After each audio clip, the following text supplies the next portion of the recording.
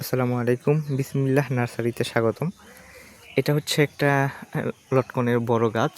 অনেকে আছে যে যারা এই সরাসরি গাছ মানে গাছ কিনে নিয়ে বাগান করতে চান। এই দেখেন, এটার কিন্তু আপনার যে গুঁড়াটা খনন করা আছে, এটা এখান থেকে তুলে বিক্রি করা যাবে, গাছটা মরবে না।